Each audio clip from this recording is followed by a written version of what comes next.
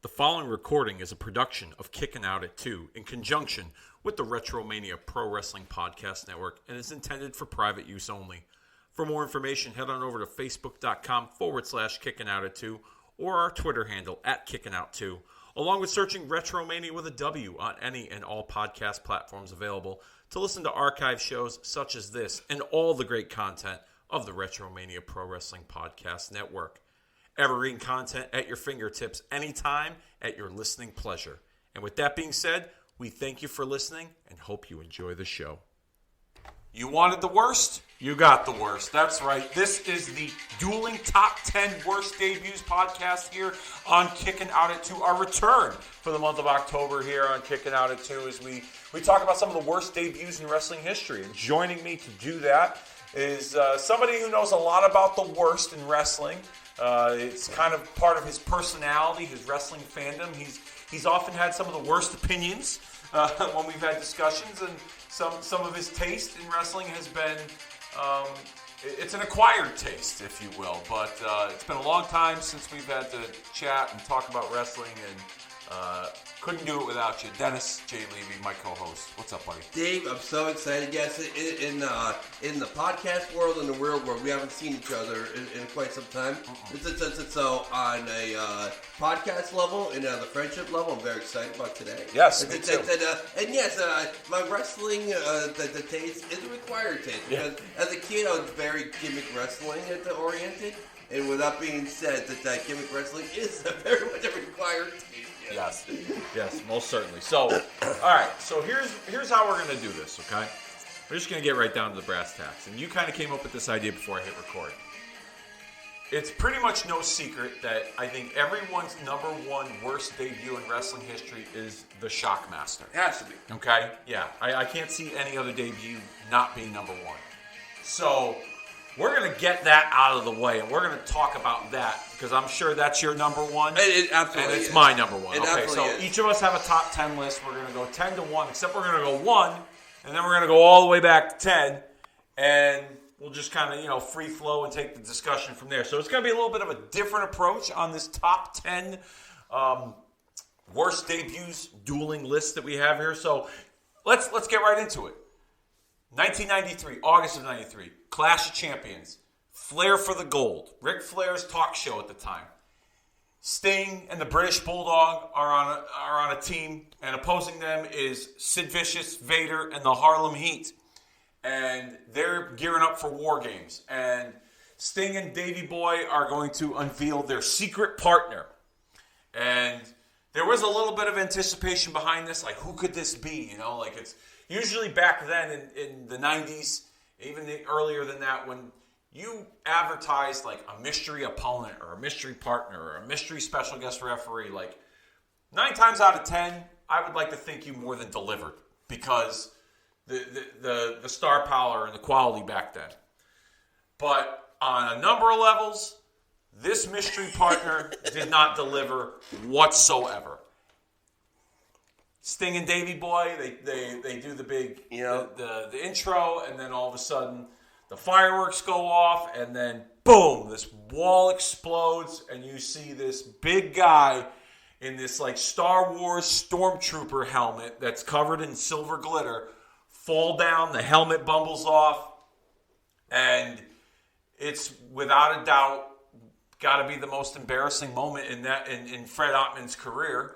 Share with me your initial thoughts back then, watching it, and what and how it stands today to the. I got a good one, and I think my Shockmaster story is actually a half decent one. So full confession, I like DCW. I always liked DCW, right? But I never really, especially in that era.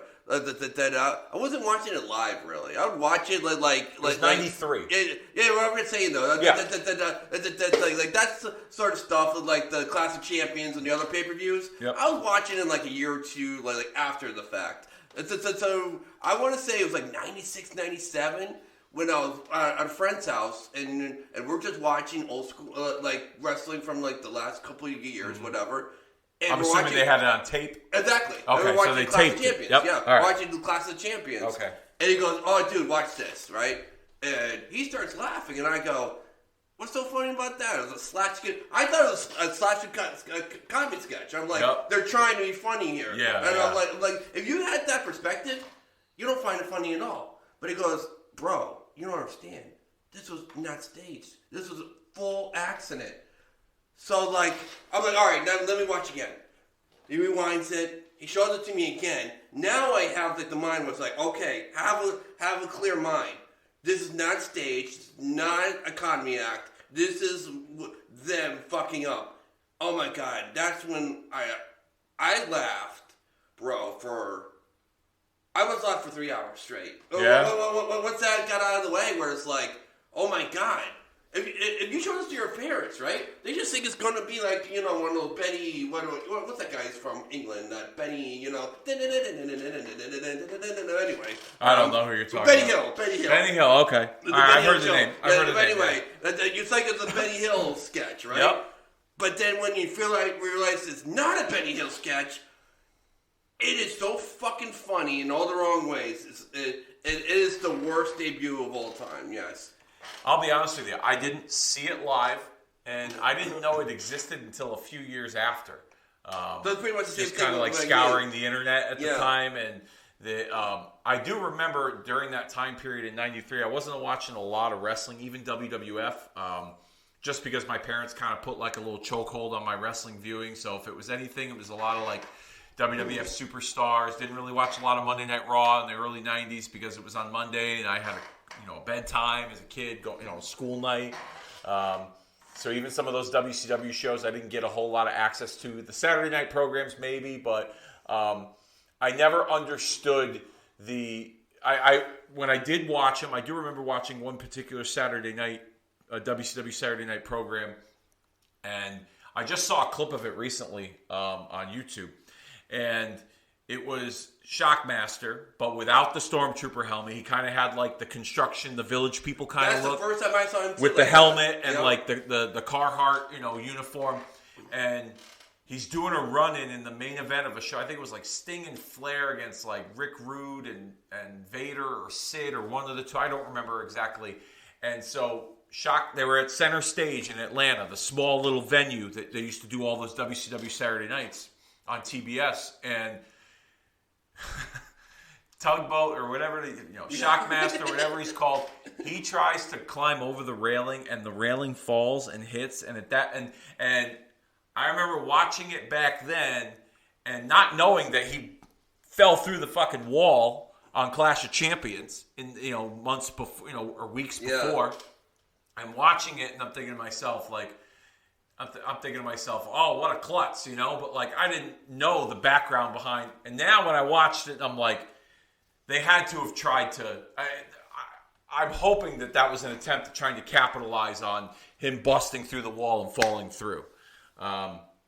There's a great story that Dusty Rhodes once told on like a Legends Roundtable on WWE Network. He was at the time he was the booker. Him and Ole Anderson, I think, were sharing the booking responsibilities.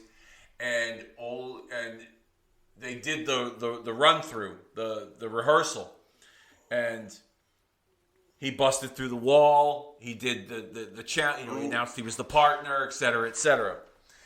And then Dusty claims that David Crockett, Jim Crockett's brother, who was working in production for WCW, when they rebuilt the wall after the rehearsal for the live run, he put 2x4s, according to Dusty, on the floor, on the knee level. Yeah. And nobody knew it.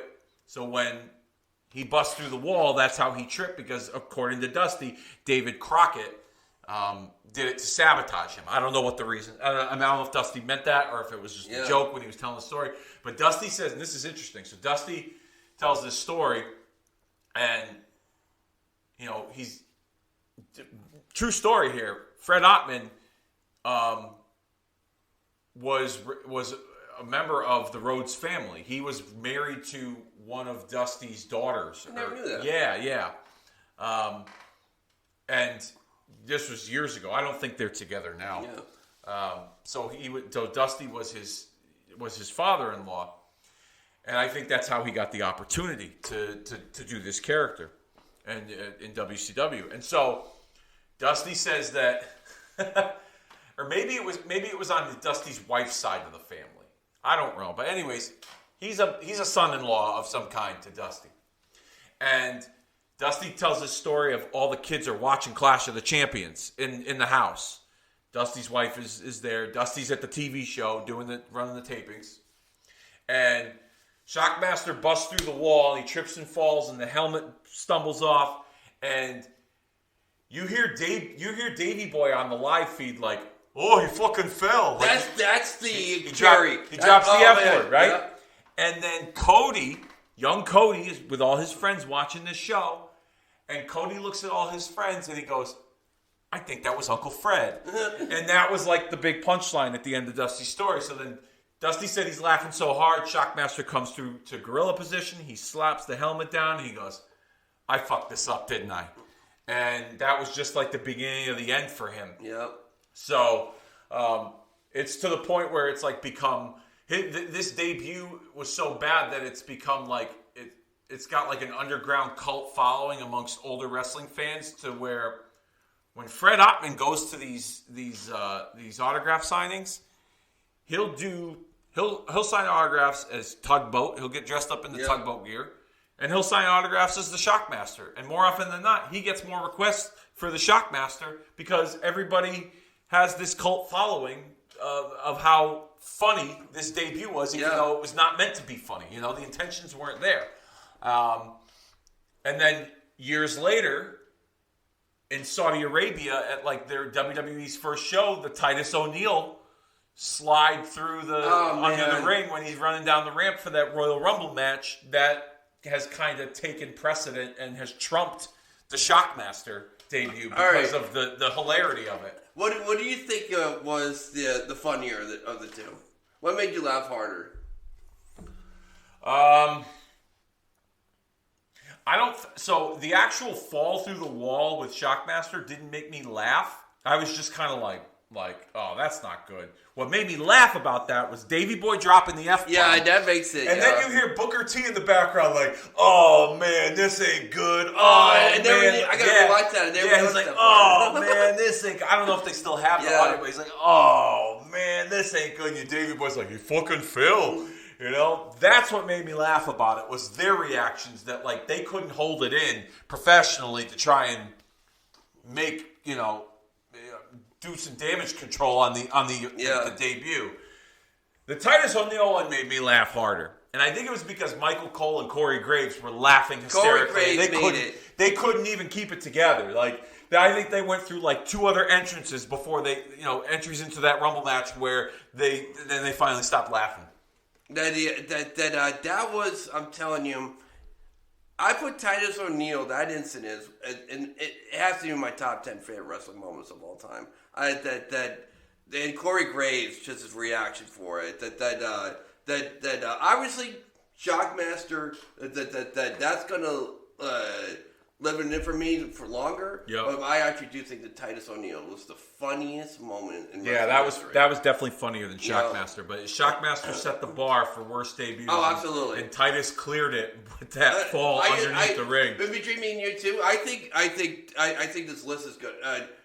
We're gonna have a discussion on a lot of awful debuts in this podcast, but that is just, by leaps and bounds, that's the number one. Yeah, everything else is a distant number 2. Yeah, everything else is fighting for number 2. I agree. Yeah. So let's go down our list. You're going to start We'll go back and forth. So you'll go 10. I'll go 10. So I'm not doing any particular order. I'm just doing like I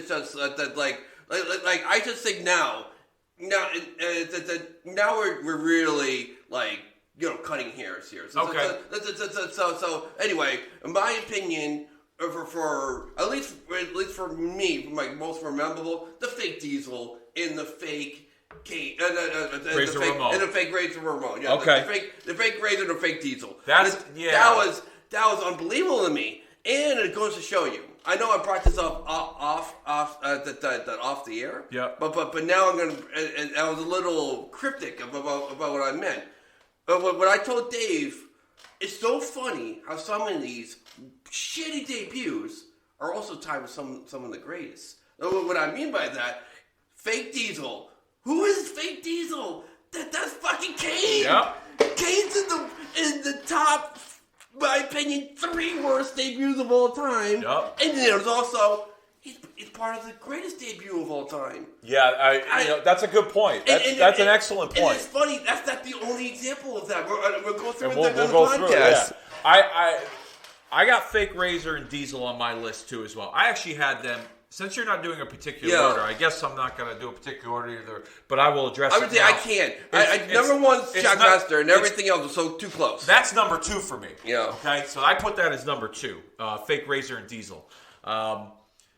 What's interesting about that was, okay, I was a big Diesel fan in the 90s, okay? And I liked Razor Ramon too, but I was a big Diesel fan. And when they jumped ship and went to WCW and they formed the NWO, as cool as the NWO was, like in the early incarnations with Hogan and the 3 of them, there was a big part of me that still wanted Diesel and Razor back in the WWF. Like, I still felt like there was more to be done with those 2 characters. I thought that Razor Ramon, he lived in the Intercontinental title scene for the majority of his run, but I thought Razor Ramon could have a serious run either with the WWF Championship or competing for the WWF Championship. Oh, absolutely. And I'm sure that, and I've said this before on other podcasts, I'm sure that Razor Ramon's, ceiling was further than the Intercontinental title, but I'm willing to bet that his personal issues, with drugs and alcohol behind the scenes prevented him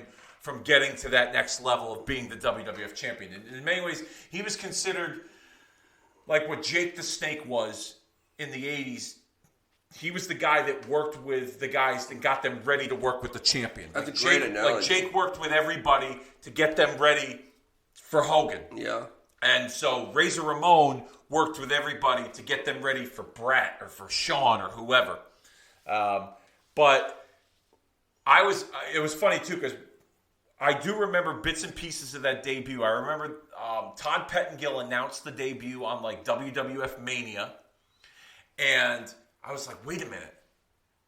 They just started the NWO. They're going to leave and come back? I'm like, and that was where I was confused as a fan. I was like, wait a minute. Maybe this is a WWF versus WCW thing. Like, you know how a lot of fans thought that Hall and Nash were invading WCW, representing the WWF. I'm thinking to myself, maybe they're coming back to recruit more to then go over back to Nitro. Like, I was fooled. I wasn't fooled, but I was just kind of like scratching my head. Like, how could this be possible? Like, they're in the trenches of this NWO story. They just turned Hogan, So I was a little confused by that. And then Gorilla Monsoon, who was the television president at the time, was like, we've had no conversations with Razor Ramon and Diesel, formerly known as Razor Ramon and Diesel. They even referenced them as Scott Hall and Kevin Nash. And said that, we have not had discussions with contract talks. And this storyline was presented on television by Jim Ross, who was an announcer. It was Jim Ross who had made the announcement or had gotten the scoop, so to speak. And that would begin like the little short mini heel run of JR as a commentator where he was upset with Vince McMahon for firing. Yeah, it didn't hit. It didn't hit well as I thought it would. But when we saw I will say this, even though it was fake, okay, and even though the intention behind it was to it was like a fuck you to WCW, like, well, we can take this intellectual property of Razor Ramon and Diesel and we can use it just as good as we did the last time and put somebody under those monikers. Yeah, right. It was a fuck you to Ted Turner is really what it was at the end of the day. They had no serious plans to showcase these 2 guys in those characters. So, long story short, I think they did a good job, at least for me as a fan, of building up the anticipation for it. Because, like I said, there was so much confusion. I didn't know what to believe. And then when they brought these 2 out on TV, and I was like, oh. I was like, total fart in church. Total fart in church. And then I watched the night that I watched both shows. I had the remote back and forth. Raw, JR brings out this fake Razor Ramon. Meanwhile, on Nitro, Hall and Nash and Hogan have just taken over the whole show and have held WCW hostage again, you know? So I was like, and there's a funny story behind that too. Kevin Nash once told that when the announcement was made about Razor Ramon and Diesel returning to the WWF, apparently Hall and Nash were under like short-term contracts with WCW. They were called deal memos. And basically, long story short, a deal memo was that like, it was like a contract before a contract. It would stipulate that you are intending to sign a contract for these terms, but right now you're under this little deal memo deal, right? And so, according to Kevin Nash, back then, forms of communication were not cell phone and text messages. A lot of it was, pay phones, phone calls. You call people at their home, and they got 911 messages on their beepers from Eric Bischoff. And they were flown to headquarters in Atlanta, and Bischoff signed them to legitimate ironclad contracts and gave them like $1 million raise. Something to that effect. I'm sure the number's been exaggerated over I tell you what, though, what the NWO brought to the table, that's a bargain deal. Yeah.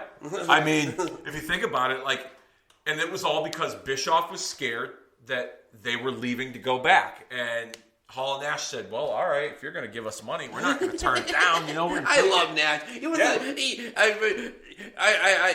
This is my full confession on Kevin Nash, that I think his ring skills are the shits. But him on the mic and him as a person, oh my God, these podcasts he does now, oh my God, he's such a funny person. He is a funny dude. I love Kevin Nash the person, never was a fan of the wrestler. Yeah, I was a big fan of the wrestler because I felt like it was an extension of the person in a way. And you kind of see that with the podcast. No, that's kind of a good point. I used to listen to some of his podcasts, but then they talk too much politics, and I'm just like, I'm here for the wrestling. Yeah. I'm not here to talk about what you think about Trump or whoever. I can give a shit about that. So, I mean, when they talk about some current events in the real world or, some of those conversations were engaging, but for the most part, I was there for the wrestling. But anyways, all right. So, yeah, Razor and Diesel make my number 2. Here's one, Dennis, that I think you'll get a kick out of, okay? This debut was so bad, it didn't even make television, okay? This debut was so bad, there is no footage of any kind to prove that this debut took place. You got me at hello. Okay? Harlem Heat in WCW in 1993. Wow, okay? Really? Listen to this. Your mind's gonna be blown. It's already really okay. So the original idea for Harlem Heat was to portray them as they were like two guys that just got out of prison. And so they had like the inmate uniforms with the inmate numbers on the back, similar to like the Nails character, okay? And they were managed by Colonel Robert Parker. But here's the catch, okay? They were wearing chains around their neck. Like dog collar type chains. And they were being walked to the ring by Colonel Robert Parker. The implication being that they were like his slaves. Yeah. Okay? And so Colonel Robert Parker, the character, you remember, he kind of had the Colonel Sanders persona, the white suit with the hat, with the southern accent. Oh, Colonel Robert Parker. Like he kind of had that vibe to him.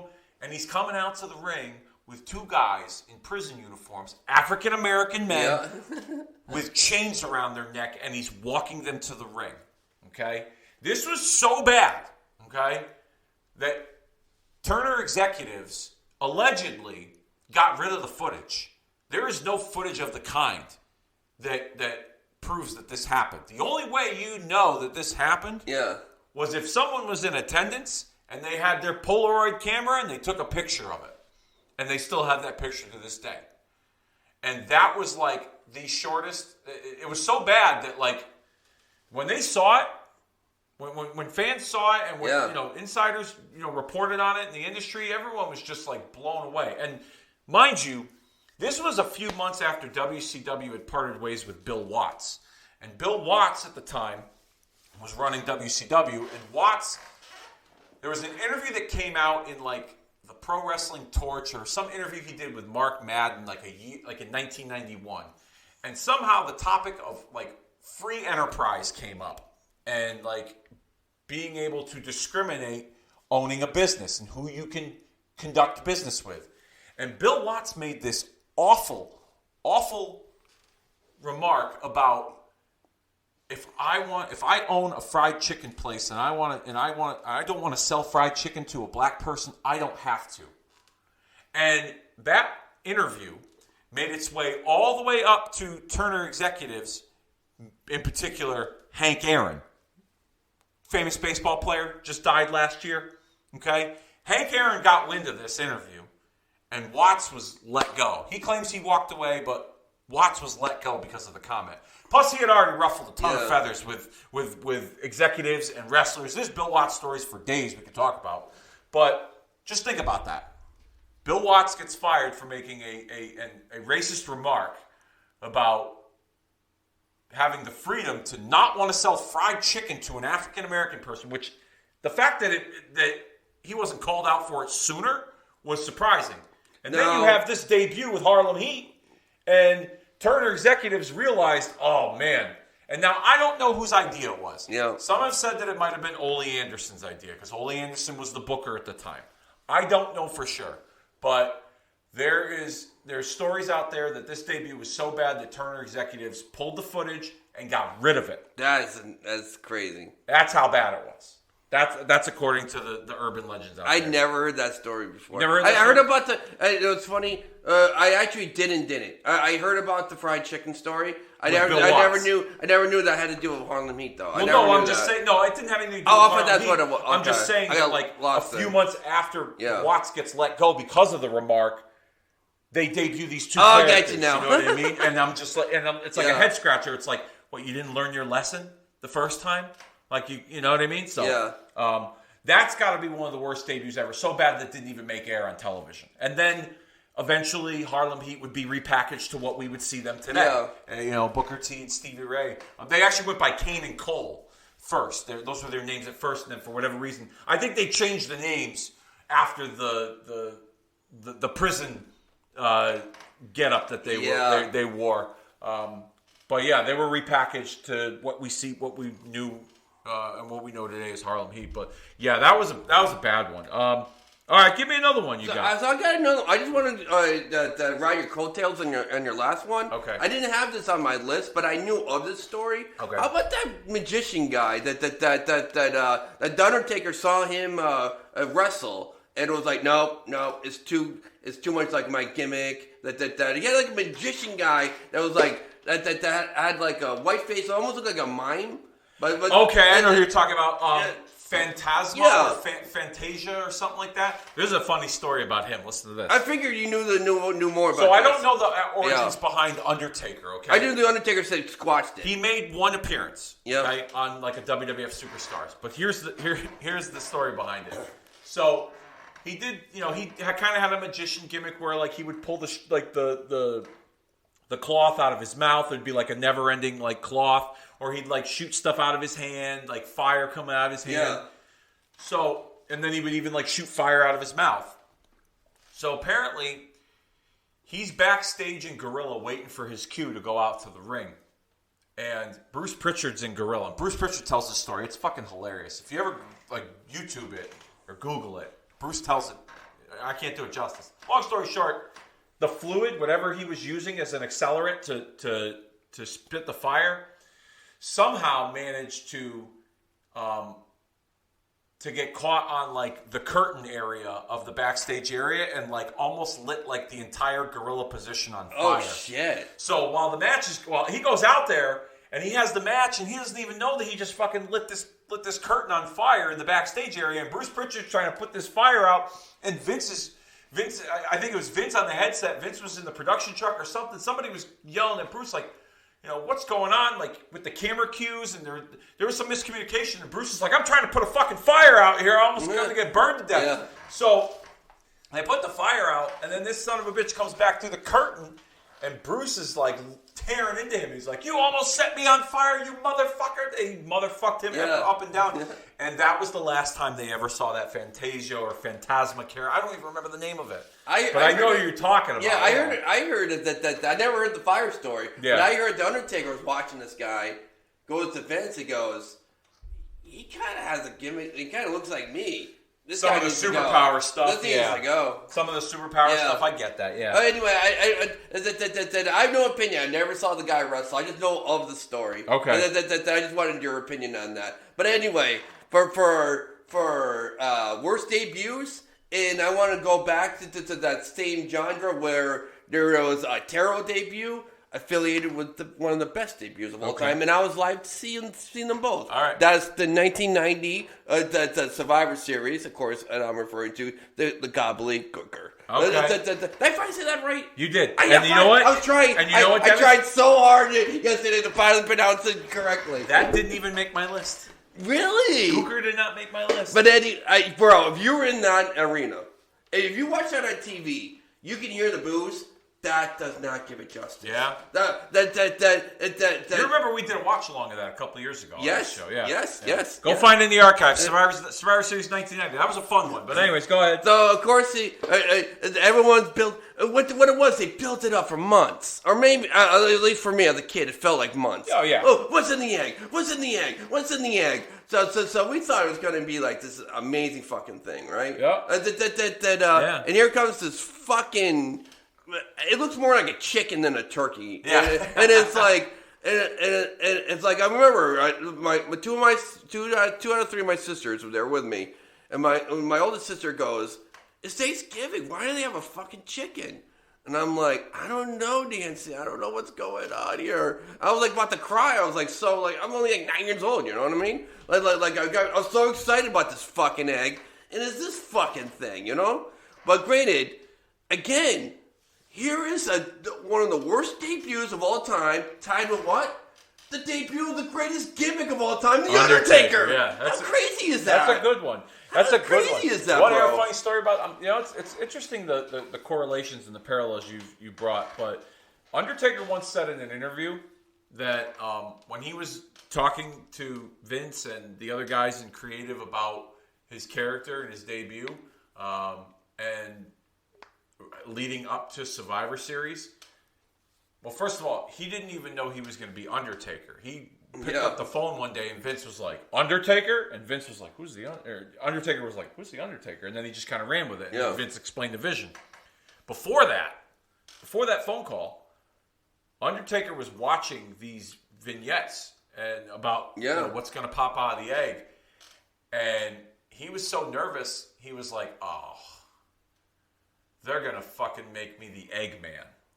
And he thought that he was going to be the one that was popping out of that egg, and it was going to be like the worst thing ever. And then he got his anxiety was calmed by Vince when Vince pitched him this Undertaker character over the phone, and then he realized it wasn't for him. But yeah, the Gobbedly Gooker is a good one, dude. It really is. That crowd. I don't know how I didn't have that on my list, but I do. I do. That's definitely. I've never heard anything like that in my life. Yeah, I would imagine if you go back and watch it, like the reaction on television definitely doesn't do it justice. My opinion, that was the. Sean Waltman was probably only like 15 years old at the time, or whatever the fuck. But that was the original X-Pac, in my opinion, was the Gobbedly Gooker. But it didn't last long, though. It was only like a couple of weeks, right? Once we saw the fucking thing, the show was over. Yeah. Yeah, I mean, honestly, I don't know what the purpose of it was, if they were planning to use the character on TV. No offense, the 90 Survivor Series was pretty fucking bad. I think they were trying to find anything to save this fucking thing, and they're like, you didn't like 1990 Survivor Series? It's not. You know what? I take it back. It's not.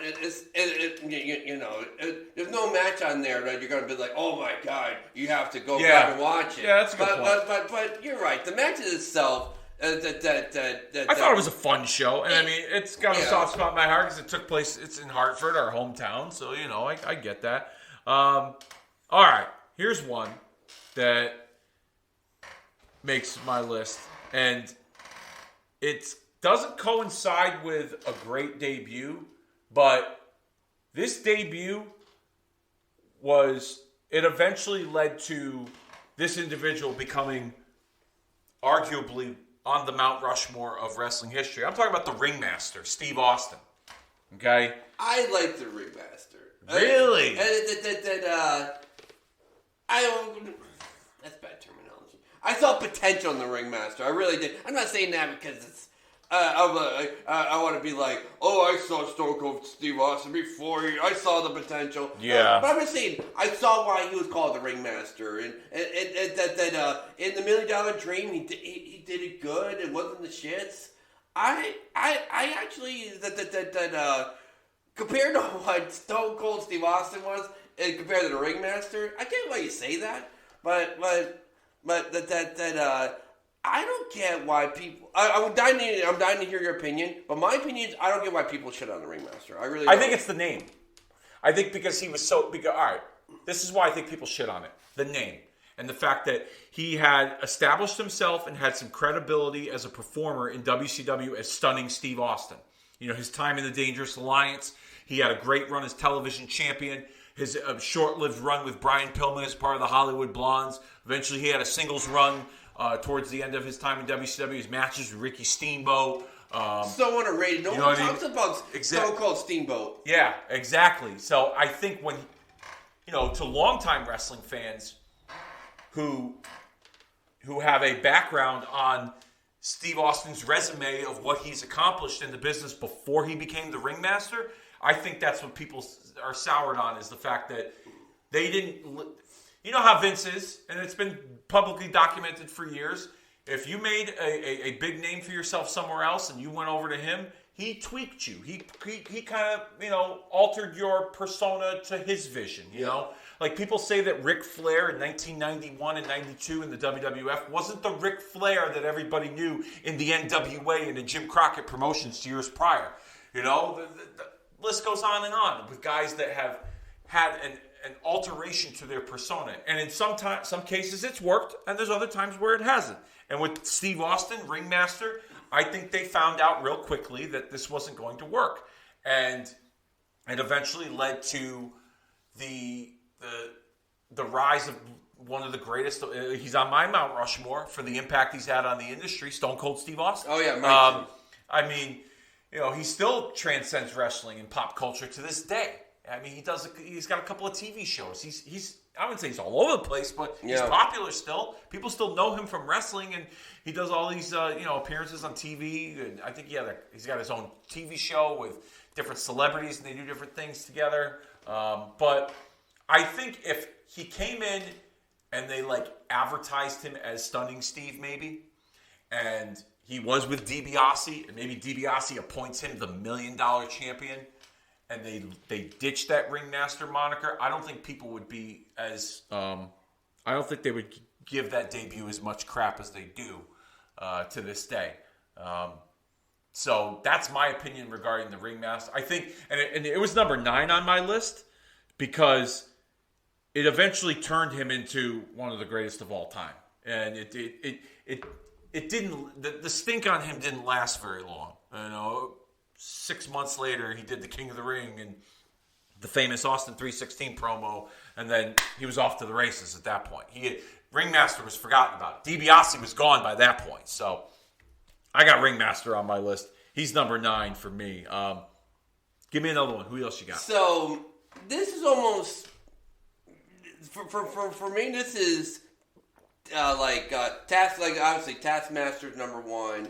And if I had to go number 2, I do think that fake Diesel and maybe Gobbedly Gooker. Like I said, we're all cutting hairs. You mean Shockmaster? Shockmaster, yeah. What did I say? Taskmaster? Oh, whatever. Yeah. Anyway, I love me Kevin Sullivan, but sometimes that fucking gimmick we're off the rails in a bad way. Yeah, he was good. But what I'm getting at oh my god, I lost my train of thought.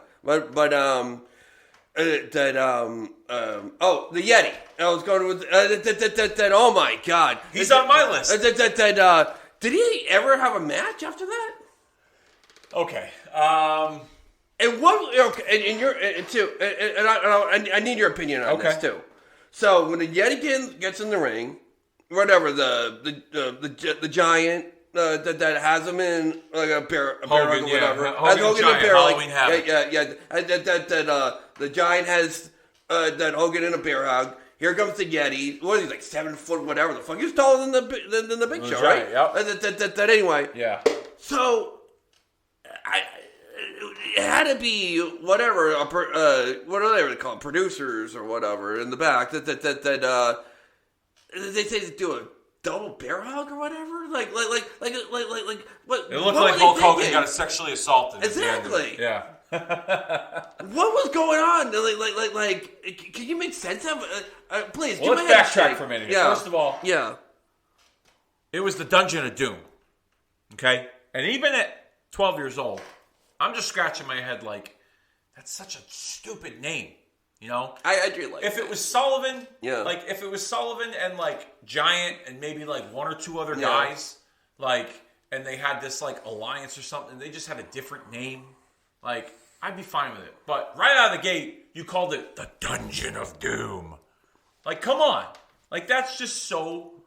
Like, even at that point, I was like, this is way too cartoonish for me. Okay, so there's that. Yeah. Then it gets worse.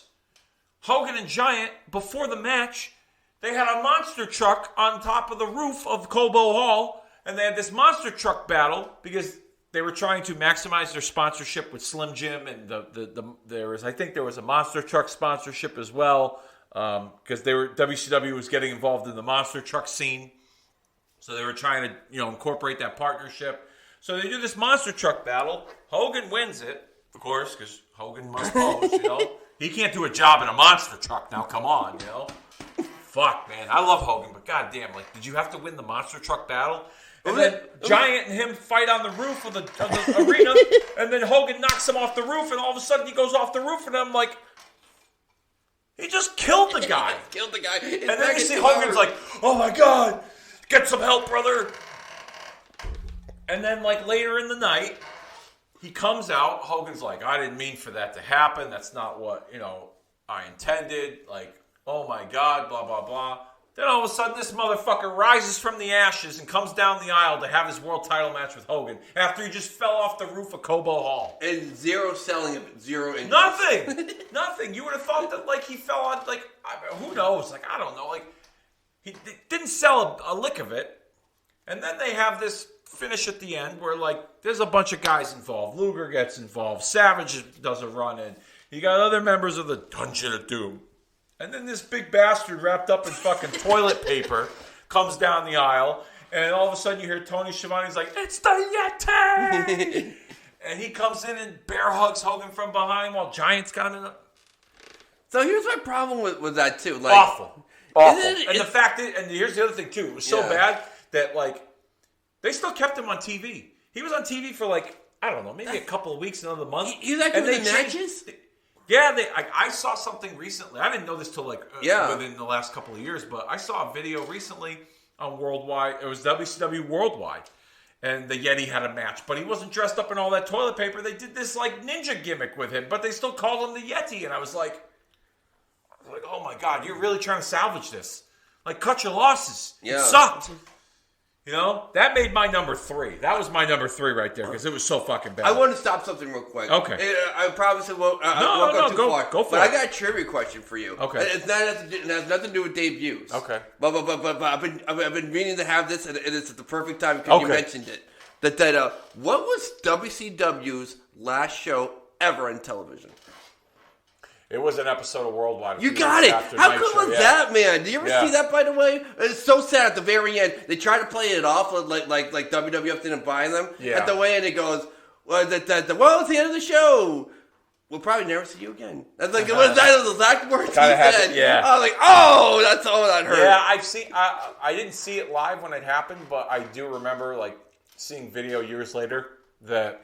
Oh, it's so sad. It was a syndicated show that I'm guessing they had, like, recorded, like, weeks before, the sale and the final night. But I don't know, the guys knew that was it for them. Yeah. He said that. He said at the end, it goes, well, I forget what it was. It wasn't like, well, we're not going to see you again. But the way he said it, though, was like, this is it. It kind of implied that they were done. Yeah, but I do remember. Yeah, it was a syndicated show. So it would air on, like, UPN or something like that on, like, a Saturday. And they kind of switched up their format a little bit. They used to have live matches, and then they would do, like, clips from shows. And then at one point they did, like, a feature where it was like a This Day in Wrestling History, and they would air an old match, and then maybe have, like, one or two exclusive matches that they taped before a Nitro kind of thing. Oh, that's cool. Yeah, so like they kind of dipped their format up. Yeah, but worldwide, I believe it was like a week or two after the last Nitro that they aired their final show ever. But I'm guessing, like I said, they were contractually obligated to do that sort of thing. But yeah, Yeti, it makes number 3 on my list. It was so bad. It was pretty awful. I got one for you, Dennis. Give it to me. Okay. It's the summer of 1999. The WWF is hammering WCW in the ratings. Raw is just the number 1 show, and Nitro is taking a beating. And they can't seem to bounce back. So what does WCW try to do? They tried to put on a rock concert with Kiss. And we saw the debut of the Kiss Demon. Yeah. Yeah. Right? I remember the Kiss Demon quite well. Yeah.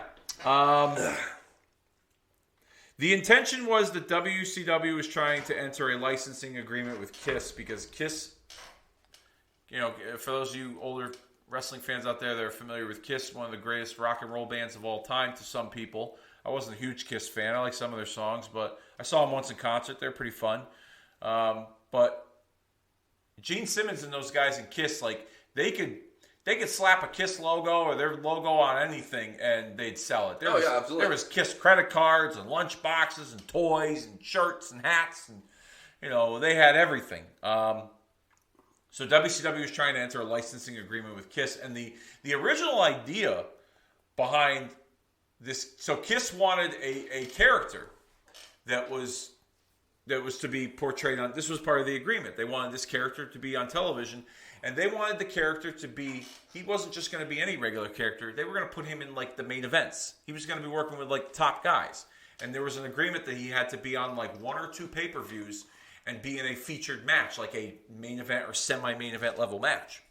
So they pushed this character really hard in the beginning. And the idea behind the association with Kiss was WCW and Eric Bischoff wanted to do a pay-per-view on New Year's Eve in 1999. Remember the big Y2K controversy that when the clock strikes midnight and the year 2000 hits, the whole world's coming to an end, the power's going to get shut off kind of thing? Everybody was planning for Y2K.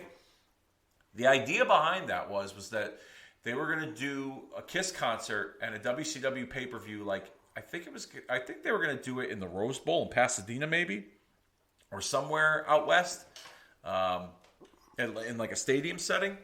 And they were going to alternate. They were going to do like Kiss would play a song, then WCW would have a match, and they would kind of go back and forth. And this Kiss Demon would be a part of it. And then the main event of the show, I don't know who would be set to be in the main event, but the main event of the show would take place close to midnight. And the final seconds of the pay-per-view would be the referee making the count, and then all of a sudden the power shuts up. Like the screen goes to black. So you wouldn't even know the finish of the show.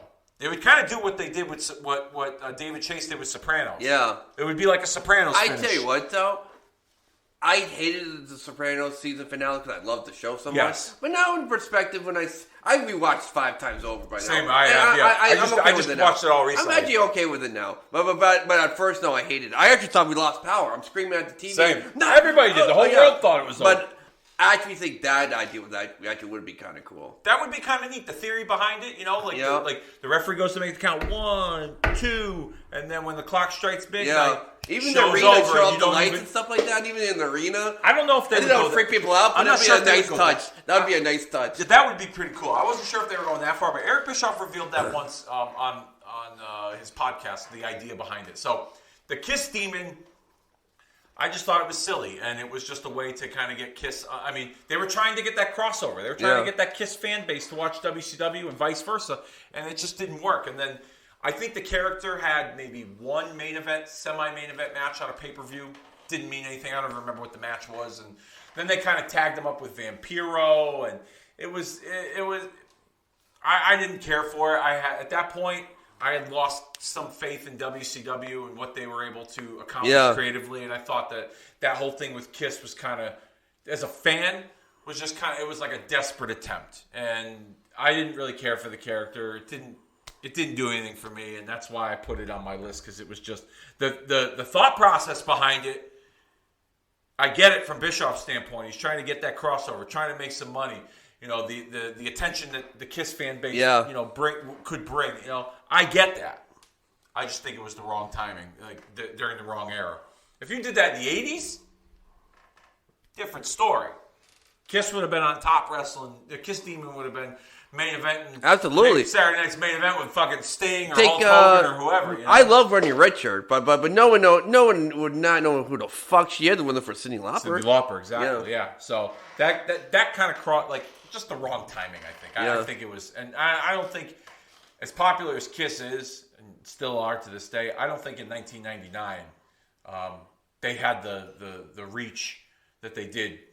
You know. Years prior. I'm with you. A great idea, wrong era. Yeah, absolutely. Yeah. All right, so who else you got? So I'm giving myself a pat on the back here. Okay. When you told me this, when you told me that we're going to do this podcast, I did a little bit of homework. I look at lists and stuff like that, and I never saw this person on this list, and it absolutely should be mass transit. Not only is that a terrible debut, that was his only match ever he ever had. Oh my Mass God! Transit. I don't comprehend how that's not ever. You see these lists. I don't have it on mine. You never see Mass Transit. What a debacle that was, huh, Dave? Oh, I mean, I know a little bit about the Mass Transit incident. He was some young kid that wanted to be a wrestler, and he falsified documentations to Paul Heyman in ECW to appear on a show. He was a last-minute replacement to tag with Devon Dudley against New Jack and Mustafa the Gangsters, and he lied about how much experience he had. He lied about his age? Lied about his age. He had no wrestling experience, no knowledge of it. I don't know how that he was able to get one over on Paul Heyman, of all people, but he was eventually, they led the lamb to slaughter that day. Like literally. Literally. As New Jack. If I can make a joke, it's more a whale than a lamb. Yeah, that's a good point. Good point. And New Jack sliced him open with one of the X-Acto knife. X-Acto knife. One of the worst blade jobs ever. There's footage of that out there. If you want to ever Google the mass transit incident in ECW, it's so bad that when WWE did that ECW documentary, that DVD that came out a number of years ago, they touched on it, but they couldn't talk a lot. They couldn't talk a lot about it because of the legal ramifications behind it. I think there was not a gag order, but they basically couldn't go into great detail as to what happened. They couldn't even name the kid because he was a minor too. Yeah. He was like 16 or 17 years old. Like New Jack and Paul Heyman and ECW, they almost got cooked for it. Because the family tried to sue, and I guess the father was the one that brought the kid to the show. Yep. He's the one. You could hear him. You got to turn up the volume like really loud because the only footage is like these camcorders. The fan cams, yeah. But you could hear if you turn it gives me kind of goosebumps. It's eerie. Turn it up. You can hear the guy, dad goes, "Stop the match! He's just a kid. Yeah. I do remember seeing that. Hearing it. Yep. You got to turn it really, really up, but you can hear the dad doing that. Yep. And by the way, during that time, were you actually paying attention to the court case and stuff like that? No. See, I kind of was. I didn't know about that stuff I didn't know about that incident until years later. Actually, the first time I had ever heard of that incident, I think I read it somewhere, like on a dirt sheet or something. And when they made the announcement, when WWE made the announcement that they were going to be producing the CCW DVD, and I remember, I don't know if it was Meltzer, I don't know, but some dirt sheet writer, broke the news that they were doing this DVD, and there was like some speculation at the end of the report, like, are they going to cover the mass transit incident? And Google wasn't as big back then where you could search and find pretty much anything. Google was even out there. It was the start of an N, like something Navigator, but anyway. I think that was Google before Google. Anyway, that's not the point. Yeah, I forget. I know what you're talking about. I forget the name. I don't think Google was out yet, but anyway. But yeah, I didn't have much knowledge of it until years later when, right before that DVD came out, and they were speculating whether they were going to cover the incident. And then I believe, who was it? Jeremy Borash, during his time in TNA, he was producing he produced a DVD of the ECW guys that were not interviewed for the WWE DVD.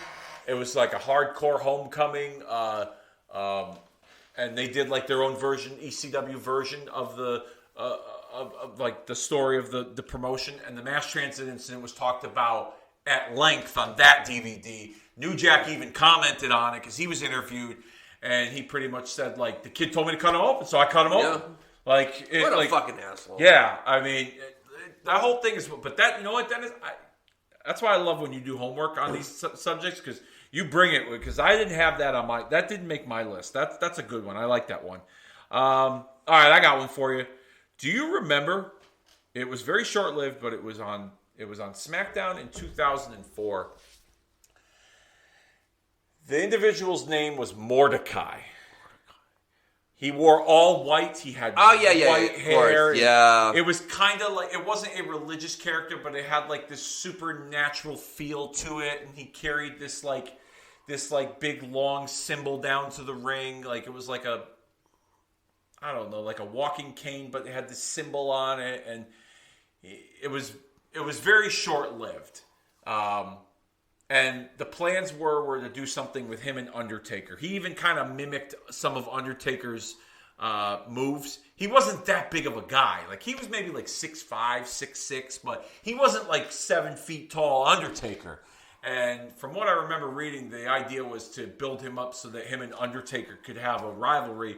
And he lasted, I think, on SmackDown for maybe like a month or two. But yeah, Mordecai was... It just felt like an Undertaker ripoff. Yeah, didn't we see Mordecai before? When I saw him, I'm like, I know I've seen this guy before. Anyway, I was talking one I just want to know if you, on the top of your head, if you knew that. But I actually thought, when I first saw this guy, I remember Mordecai.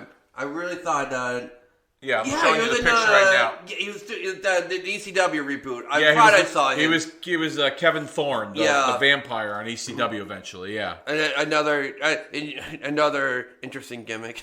But I actually thought, I was going, wow, I'm gonna like this. And then then he talked, and I'm like, I'm done with him. Yeah, it wasn't anything special. Like I said, a ripoff of the Undertaker. For sure. It felt like the total opposite. Like Undertaker wore all black, and he had the purple black lighting, and he was dark, and then this guy kind of had a dark aura to him, but he wore all white. You know, like down to like his hair and his goatee was like bleach white. Like it was so bad. I think he wrestled like 1 or 2 pay-per-views he was on. I think he beat like a Scotty 2 Hottie or like a Hardcore Holly or something like that, and after that it didn't last. I don't remember how they got rid of the character, but I think that might have been a situation where I think they ran with the character, and I think Undertaker might have been like, I don't think this is going to work, and then they repackaged him and they sent him back to Ohio Valley Wrestling for a couple of years until they rebooted ECW and he became Kevin Thorne. All right, give me another one. So this next one is technically not a WWE debut. It doesn't have to be. It's just. But granted, this was their WWE debut to me, and this is one of my favorite tag team of all time, Public Enemy. So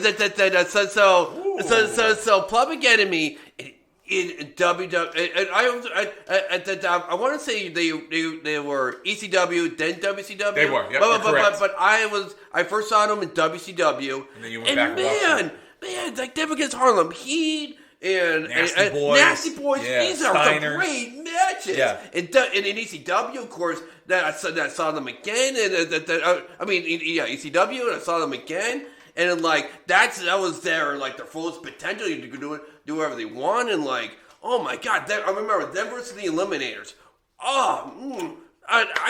You have to put that in the top 20 greatest tag team matches of all time, in my opinion. Yeah. But then here we go. 1999, I remember like yesterday, maybe because the only wrestling I was able to watch because I wanted to be the cool guy in college. And I went to Johnson and Wales, and our schools. Literally, there was no classes Friday and Saturday. Even if you wanted to go, it was only Monday through Thursday. So the rich kids, the rich kids are they go home. They go home, yeah. so I can watch wrestling. Yeah, but the only wrestling I was able to watch were two shows. ECW, that was of course, that was Friday night. What was that? TNN, right? Or whatever. Not TNT or TBS, but TNN, right? TNN, yeah. Yeah. Which is now, I think it's Paramount Plus. Okay. Paramount. Anyways. But anyway, yeah, so I got to watch that and Sunday Night Heat. So here I'm watching Sunday Night Heat. Public Enemy, and I pop. I'm like, oh my God, here we go. And who they fucking wrestle against? The Acolytes. Bradshaw. Oh my God, I never saw named guys get jobbed out like that in my whole entire life. Jobbed out. They got like lynched. Annihilated. Yeah. Annihilated. Like. And you know the backstory behind that. I do now. I didn't know at the time. Yeah. And by the way, did we ever see Public Enemy ever again after that? They lasted maybe a couple more weeks in the WWF. I remember seeing them. So they had the match on Sunday Night Heat, and basically it was like they're not either they didn't want a job or they didn't want to get put through a table by the Acolytes or something like that. So there was a disagreement on like some stuff in the match that they were going to do with the Acolytes, and then I think Bradshaw and Farouk are like, well, you're not going to tell us like if the boss told you you're going to do this, you're going to do it, but now we're going to make you do it, and they pretty much beat the shit out of them the entire match. And then I think then they did it. So they had the match. It became like it got some notoriety from fans like that watched, because it was to the point where I think WWF even turned it into an angle that the Public Enemy wasn't well liked in the locker room by any of the wrestlers. And it lasted like a few weeks. And the last time I remember seeing them was on an episode of Sunday Night Heat. It was actually the Sunday Night Heat. It was the pregame to WrestleMania 15, and they did a battle royal. And the winners of the battle royal would face Jeff Jarrett and Owen Hart for the tag team titles. And I remember the Public Enemy were entering the ring, and all the wrestlers in the battle royal kind of were like blocking them from getting in the ring. And then once they got in the ring, they got fucking tossed out pretty quickly. And I think that was the last time we ever saw Public Enemy in the WWF at that point. And then they went to WCW not long after that. I think a few months later after their deals had expired. But yeah. So they pulled out the Hogan card, right? It was like, that doesn't work for me, brother, right? Going pretty over much. Yeah, like I don't remember if it was something where they said they weren't, because I know that like the tables were a big part of their thing in ECW. And the match they were having with the Acolytes was like a no disqualification type of match where you can use tables. And I think either it was, no, we're not going to go through a table, or no, we're not going to do the job, or something like that. We're not losing in this type of match. And that's when, Bradshaw and Ron Simmons put a stop to that. And they look like they're tough guys, but they're not willing to fight against those dudes. And then, you know what that did, though? That made it tougher for when the Dudleys would debut in the WWF months later, because they came from ECW. Yeah. And the stigma was like, oh, these ECW guys think they're tough. They don't want to do jobs. They don't want to do this. And that's what kind of started they kind of incorporated that into the Dudleys' debut when they wrestled the Acolytes a few months later. They kind of brought that, these ECW guys, don't want to do business sort of thing. So they kind of peeled back the curtain a little bit, and that all stemmed from Public Enemy not wanting to do business. So that's a good one. Even though it wasn't their official debut. That was my debut in the WWE. I like that. And I love them so much. My heart was broken. I'm like, what did I fucking just watch here? I don't think, honestly, Dennis, they were on, like, before that match with the Acolytes, I don't think they were on TV more than maybe like a week or two. So it might have been close to their I never saw... it might have been close to their debut. That's the only match I've ever seen that in the WWE. I never saw that Battle Royal you mentioned. I never saw them on Raw. That was the only match I've ever seen. They might have been on Raw, I don't remember, but yeah. All right, I got a good one for you. The Ultimate Warrior in WCW. Oh, the shits. And what the fuck? You were there, right? Yes. You were there. you told me, right? Yep. I vaguely remember watching it live, but I never watched it since. Yep. You told me that motherfucker was ranting for 40 minutes. Close to it. It's I wanted to do a while back. I wanted to do a watch along of that episode of Nitro because, for one, it's Hartford, and two, I was at that show, and three, I actually worked backstage at that show. I put a post up on our Facebook recently, almost a couple of months ago, of all my autographs and the story behind my day there when I was working. You guys can check that out. We'll probably do a watch along of it someday. But I love that. Warrior. I remember, there's a couple of things I remember. I remember because I was in catering that day working, and I was only 15 years old, and I had just broken my hand from a weight room accident training for football. So you got to tell me what happened. So I tried, my dumb ass tried to squat 500 pounds, and I passed out, and my hand hit the safety bar of the squatter, and the weight dropped down and crushed my hand. I was an idiot for doing that. I thought, the funny story behind that was that, like, I went away on vacation for the summer. Like, we spent like 2 weeks in Cape Cod, and I come back to practice and weight train for football, and all the guys that I was bigger than are bigger than me. So I felt like I had to catch up, and I tried to squat 500 pounds, and my dumb ass passed out from the weight, and it crushed my hand. I broke my middle finger in 5 places. That's why I don't have a knuckle on my pinky. I can't even, like, close my middle finger. I could form a fist, but, like, if I wanted to close, like, my middle finger, I can't really. 5 places right here, knuckles, the whole hand was shattered. Oh, dang. So I was working for a catering company at that time, summer job, and the caterer, which she's still my good friend to this day, Rob, his company would feed all the performing acts in the area. So, like, Xfinity Theater, the outdoor venue, we would cater the acts that came in, all the tours, and the Civic Center in Hartford, XL Center, and so we did Nitro. And I had already had a ticket to go to the show. So he knew I was a wrestling fan, and he asked me, what do you want to do that day? And I said, I'd like to... He goes, can I set up their dressing rooms? Like, can I set... Because there would be, like, they call them riders with, like, the performers' requests on them. And there would be,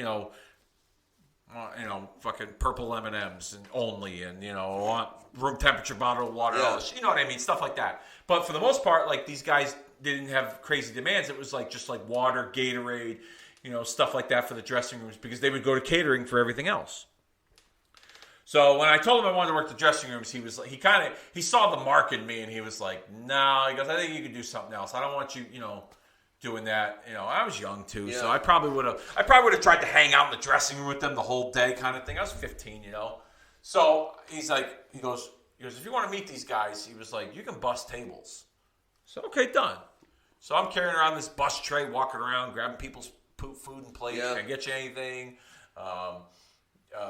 I had lunch with Kevin Nash, Eddie Guerrero, Rey Mysterio. They saw that I was working, and Nash went to my boss and said, hey, can the kid get a break so he can eat lunch with us? And that was, like, the coolest thing ever.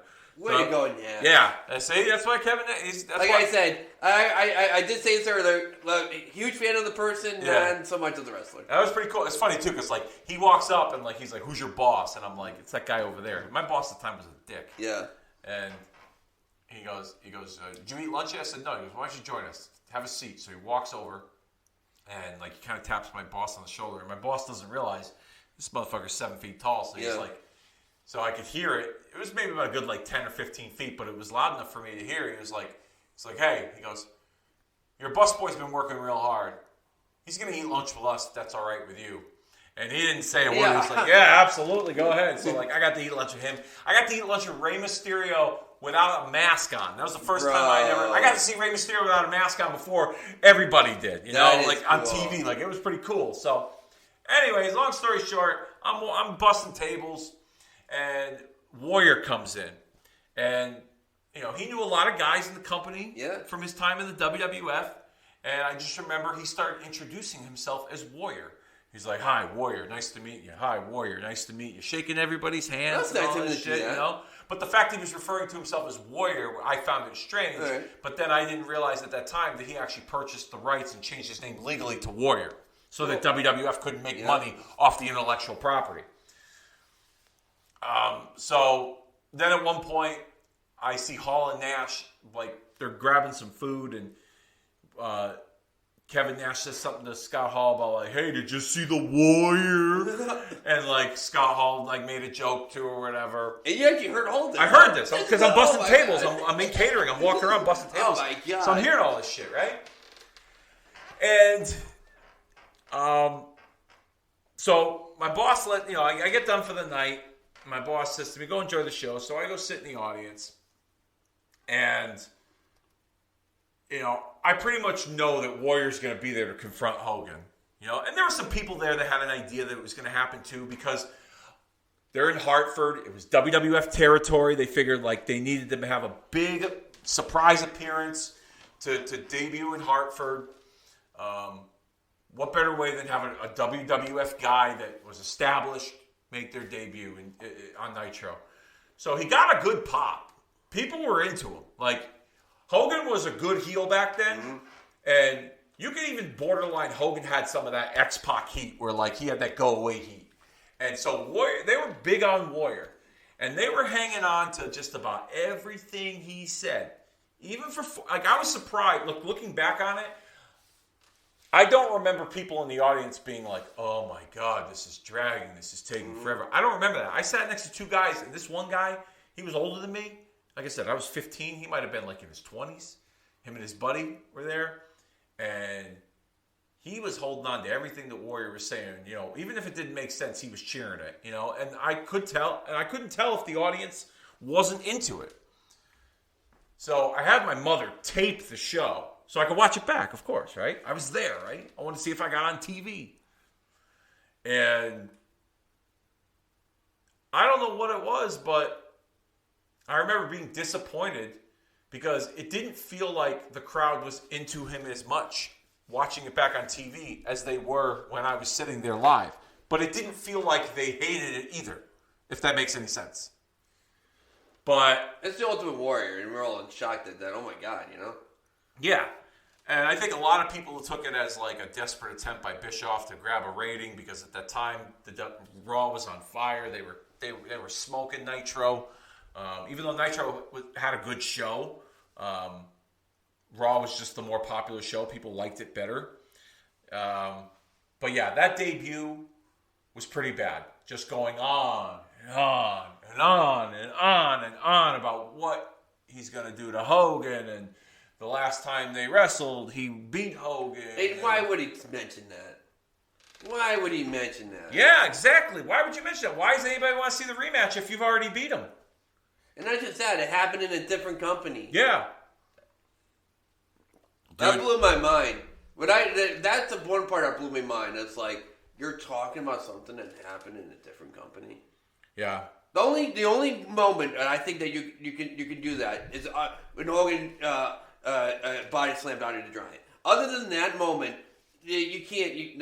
Don't cross promotion. It depends on how you acknowledge it. I guess for me personally, if there's like a well documented history, bro, and they acknowledge it in a certain way, like I don't have a problem with it. But the fact that he said like you have never been able to beat me, 8 years ago I beat you. Oh, you can't do that. You just can't do that. You kind of knocked the wind out of the sails for people wanting to see the match. And not just I'm just saying though, not just that. Like if I can make an analogy, right? The only reason why I think you can just do the Hogan Slam on Giant. That's man walking on the moon. That's the man walking on the moon wrestling moment. Yeah, I like that reference. I like that reference. That's a good way of looking at it. You could do that. Yeah. But bro, you can't mention that WrestleMania 4 you beat Hogan. You just or whatever it was. It was 6, right? Yeah, it was 6. Yeah. Yeah, 4 is the tournament anyway. Yeah. You know how I'm. Yeah, I know what you're getting. Anyway, it's at WrestleMania. And at this point, too, the listening audience is kicking out of too. They're fluent in my lack of English. Yeah. But yeah, I was so mad at that. It's like that whole area kind of just pisses me off because like when I want to watch a magic trick, I don't want to know how it's done. And like when Warrior does that shit, it's like fuck you. You know what I mean? That's like unveiling the curtain per se. Yeah, you know what I mean? Peeling the curtain back. Yeah. I thought too that like I've watched a lot of recent Nitros during that era, '98. and the build-up to the Warrior-Hogan rematch for Halloween Havoc. And what I find interesting about that era with how the Warrior was presented, he had the face paint. He was colorful. He stood out. He had a unique look. But the one thing that Eric Bischoff, or at least if they intentionally meant to do this, was Warrior. You didn't get the Warrior where, like, he ran down to the ring, shook the ropes, and he beat the guy in, like, 15 seconds. You got a more, like, brooding, like, darker version of the Warrior where, like, he popped up out of nowhere and, like, taunted Hogan. Or you'd find him in the rafters. Or he'd do the smoke and mirrors trick where he'd, like, disappear and, like, hide under the ring, Oh, my God. Talking about smoke and mirrors. I'm sorry I cut you off like that. But how bad. That must have been the worst promo in history of mankind where they did that promo with Ward where Hogan sees in the mirror. In the mirror. Yeah. But no one else can see him. Oh my God. Yeah, that might be the worst promo of promos. I can't defend that. I can't defend that. It was bad. And then of course the match was even worse. The quality of the match sucked, and then they tried to do the fireball spot, and then of course that's the famous Halloween Havoc pay-per-view where the DDP and Goldberg. The feed goes out because they ran past the time and everybody missed DDP and Goldberg in the main event. The one time, it's so sad in a way. Of course, now on the network you can just watch it and nothing happened, right? But like, you know what's so tragic about that? Goldberg is you could say Goldberg in-ring skills is one of the worst in the history of anyone that's been over.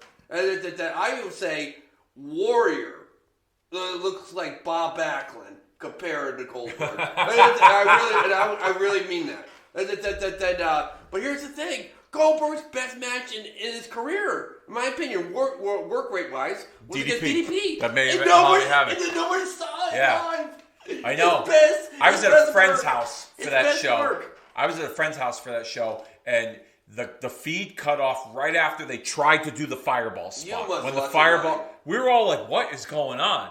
Like, and then like it at the time it just said like Halloween Havoc replay starting in 5 minutes or whatever, and they had like a little countdown clock, and I was like, "What the heck just happened?" And then the next night on Nitro, they explained the situation. They went past the time, and they gave you DDP and Goldberg for free on Nitro. And it helped bump one of their quarter hours for ratings. Though. You didn't get to see the finish of the Hogan match either. No, I didn't. They didn't even show that. So they only showed the DDP match, but they didn't show the Hogan match? They didn't show the finish. It was towards the end of the finish. So like I said, Hogan tried the fireball spot. And for whatever reason, the fireball didn't work. And then after Hogan tried to light it again, I remember the feed cut out. So I didn't even see the finish to that. And then I think they showed a clip of the finish on the next night's Nitro. Because some people did miss that. But I think they were more concerned about making sure people saw DDP and Goldberg. Warrior's debut, definitely up there as one of the worst ever. I can't find anything positive about that debut. Or even like anything he did in WCW. I wish they did that. You mentioned, run up, shake the ropes, job some in 15 seconds. Yeah. I wish they did that. Yeah, they didn't do that. They were focused. Well, I mean, he had a special deal. Like, he had a deal where he was coming in to work Hogan, and that was it.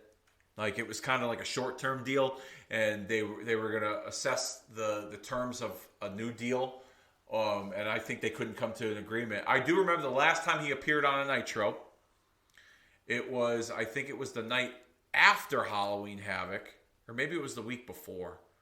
I forget when, but he tagged with Sting to take on Hogan and Bret Hart on a main event of Nitro. And I want to say that might have been I mean, he didn't do much. Once he got the hot tag, he did a couple clotheslines, and that was the end of it. He didn't do anything crazy. Sting did the majority of the work on that team. But, yeah, that was pretty bad. Who you got? You got anybody else? I'm trying to think talking about disappointment in the 90s. one of my favorite video games of all time, Mortal Kombat. I think I know where you're going with this. Everyone knows and now. I got it on my list. And they're doing these vignettes, and there's all this other stuff. Glacier. And I'm getting so excited. And Scorpion's my favorite Mortal Kombat character. But who's number 2? Sub-Zero. And anyone who's a huge Mortal Kombat fan, it's either Scorpion or Sub-Zero number 1, and then the other's number 2. Yep. So here I'm so excited. I'm going to get a Sub-Zero Mortal Kombat character fucking in wrestling. Yeah. This is amazing. But at least if my fucked up memory it doesn't apply to what I'm about to say, then you can correct me, Dave. I implore you to do so. But I don't think we ever got, during the vignettes and stuff, I don't think we ever saw his face or his karate moves. It wasn't until we actually make his debut, we finally see him and we're like, maybe. What the fuck is this? You might be right about that. I don't fully remember. I do remember some of them where like you would show his eye because he had that the contact lens in his eye that made one of his eyes look different. I think that's all we saw. I think you might be right. I don't remember it fully. But yeah, Glacier. And this goes back to Bischoff's train of thought with the Kiss Demon and WCW and the theory behind that. But I disagree with you. I actually think he was forced to do it because they had that Mortal Kombat Annihilation show. I fucking loved it. I don't think he was forced to do it. No, you don't think so? No, I think the idea behind it was he was trying to get, because Mortal Kombat was the most popular video game at that time. And they it was had to the TV point show. where they had, yes, that's right, they had the TV show. Yep. To the point where that video game was so violent that a kid just couldn't walk in the store. You had to get your parent to pay for it. Like, you had to have a parent. Like in Connecticut, we had Joe Lieberman doing the anti-video game. That's right. I remember that. Yeah. Wow, that's crazy that you brought that up. It was so popular that I don't blame them for trying to capitalize on the popularity and get maybe that video game audience, that genre of video game fans, to watch these Mortal Kombat-like characters.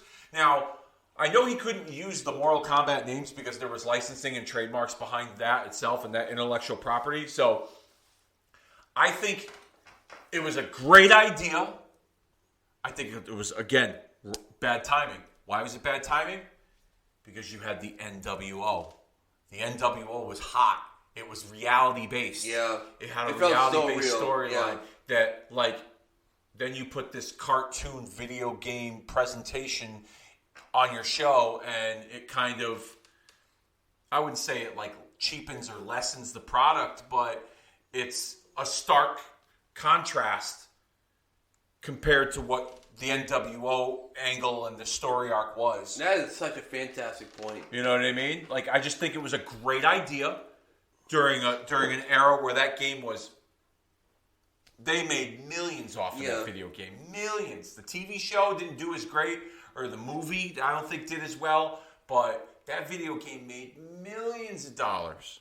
And I just think it was a good idea just during the wrong era. It just didn't go over too well with the audience because of the reality-based NWO versus WCW power struggle. But even the entrance, Glacier's entrance with the snow and the blue light, and I thought it was still pretty cool looking, but they kind of, I think, him having a beer belly, fucking that just did it for me. I checked out when I saw the beer belly. I was just checked out because I just thought it was the wrong time. Like we see Sub-Zero, the character. Yeah. Jacked and thin. Yeah. You know what I mean? This guy wasn't. I mean, he could beat the shit out of me, of course, but he wasn't jacked and thin, and he didn't look like this guy's gonna take. He wasn't in terrible shape, but he wasn't in he wasn't jacked. He didn't look like a killer. Yeah, exactly. All right, I got one more. I don't know about you. If you got one more, not really. All right, my last one then. Here, this hit number 5 for me. The Renegade in WCW, which was the Ultimate Warrior ripoff. Yep. Okay. It was 1995. It was Hogan and Randy Savage as a Mega Powers type group with Jimmy Hart as their manager, and at the time, this was pre-Dungeon of Doom. So I think Hogan and Savage were feuding with Flair and Vader, and Flair had Arn Anderson, and so they needed backup. And for weeks, they had hyped up that they had this, like, they called them, like, the ultimate solution, the ultimate surprise. So I'm thinking, like, oh my God, are they going to get the Ultimate Warrior? Wait. They actually had a thing that's called Hogan was hyping it. The final solution. They actually said that. The ultimate solution. Okay. So, like, Hogan was... I'm just saying being Jewish, you know what I mean? Oh, God. I'm like, no, they didn't. Anyway. So Hogan is on TV for weeks, and he's like, you know, I think it was like a tag match that they had advertised. It was like Hogan and Savage against Flair and Vader. And Arn Anderson was going to be in, like, Flair and Vader's corner.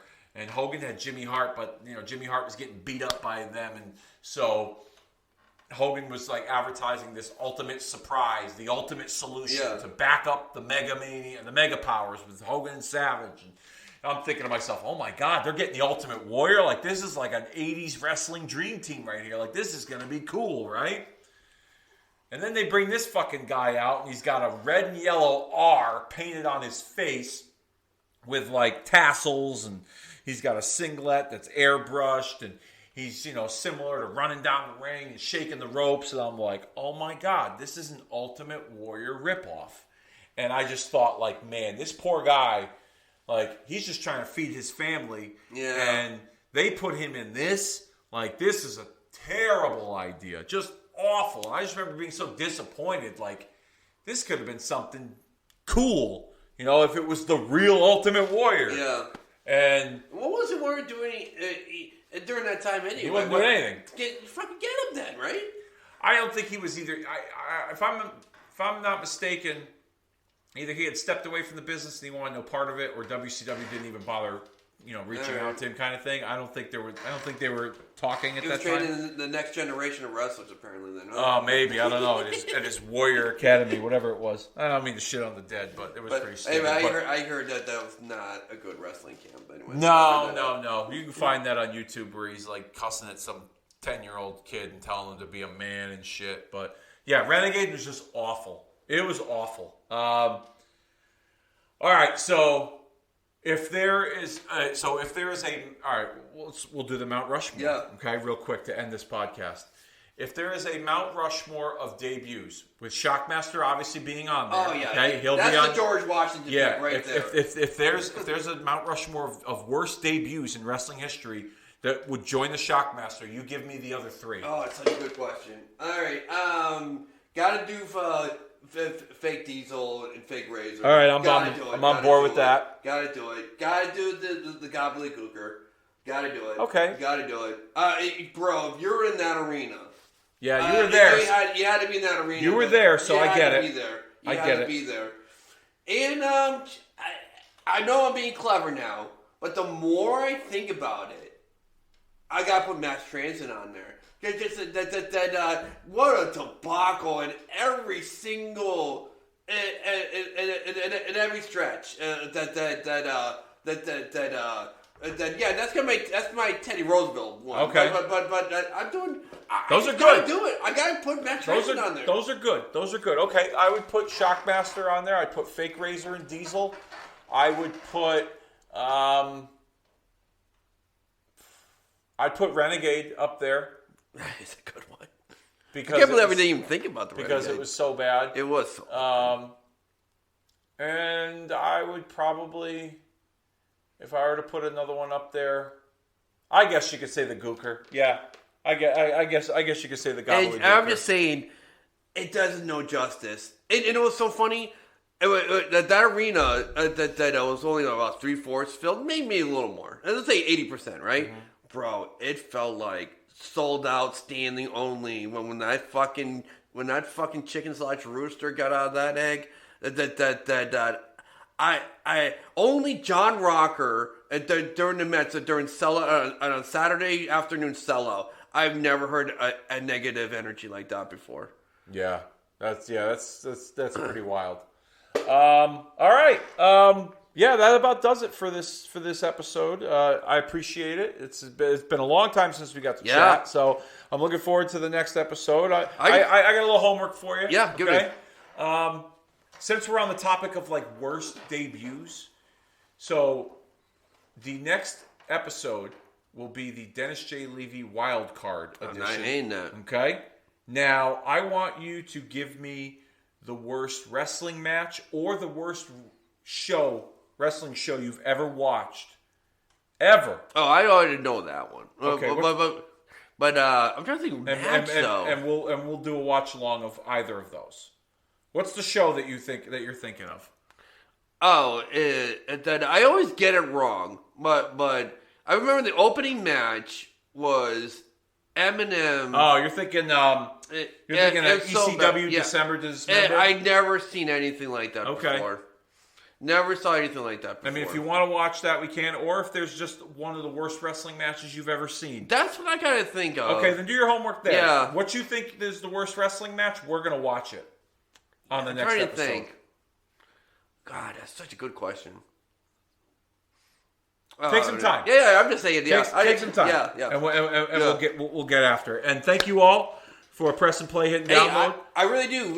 From the bottom of my heart, I just hope the listening audience kicking at it too is going to have half the enjoyment of this podcast than I had today. This is one of my favorite ones of all time. This is a lot of fun. I had a lot of fun during this podcast. Definitely had a lot of fun, and we're going to do it again. We're definitely going to do it again. So thank you all for tuning in. Press and play, hit and download. You can find this show at the archives over at Retromania on Podbean by searching Retromania with a W or any other podcast platform available. And I think it's about that time that we put this one officially down for the 3 count, and we'll see you all next time.